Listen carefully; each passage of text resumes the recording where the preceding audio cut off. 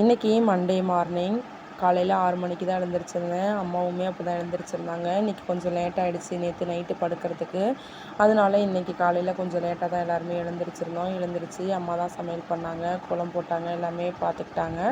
நான் வந்து பசங்களுக்கு வந்துட்டு தலை சீவி விட்டுட்டு சாப்பாடு ஊட்டி விட்டுட்டு சாப்பாடெல்லாம் லஞ்ச் பேக் பண்ணிவிட்டு எப்பயுமே என்னோடய தையல் வேலையை நான் ஸ்டார்ட் பண்ணிட்டேன். அம்மா இருந்தாங்கன்னா எனக்கு ரொம்பவே ஹெல்ப்ஃபுல்லாக இருக்கும். அவங்க எல்லா வேலையுமே பார்த்துப்பாங்க.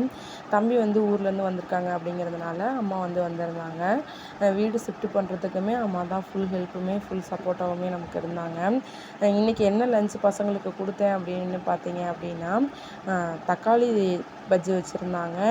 ஏன்னா நேற்று வந்து சண்டே அப்படிங்கிறதுனால நான்வெஜ்லாம் சமைச்சிருந்ததுனால சிக்கன் மட்டன் வந்து வீட்டில் இன்னுமே இருக்குது அப்படிங்கிறதுனால பசங்களுக்கு மட்டும் தக்காளி பஜ்ஜி செஞ்சுட்டு கொஞ்சமாக ரசம் வச்சு வெண்டைக்காய் பொரியல் பண்ணி சமைச்சிருந்தோம்.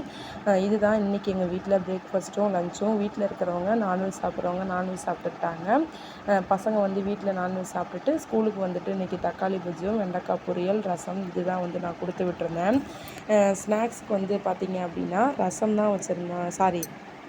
ஸ்நாக்ஸுக்கு வந்து ஆப்பிள் தான் வந்து வச்சு கொஞ்சமாக சால்ட்டு மேலே போட்டு கலர் மாறாமல் இருக்கிறதுக்காக கொடுத்துருந்தேன்.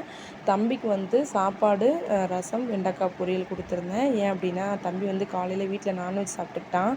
அதனால் ஸ்கூலுக்கு ரசம் கொடுத்து அனுப்பிச்சிருந்தேன். அப்புறம் பாப்பாவுக்கு வந்துட்டு சாப்பாடு, தக்காளி பஜ்ஜி பொரியல் கொடுத்துருந்தேன். அடுத்து தம்பி இன்னொருத்தர் இருக்கான். அவனுக்கு வந்துட்டு சாப்பாடு வந்து கிளறியே வச்சுருங்க அப்படின்னு சொன்னான். அதனால் கிளறி வச்சுட்டேன்.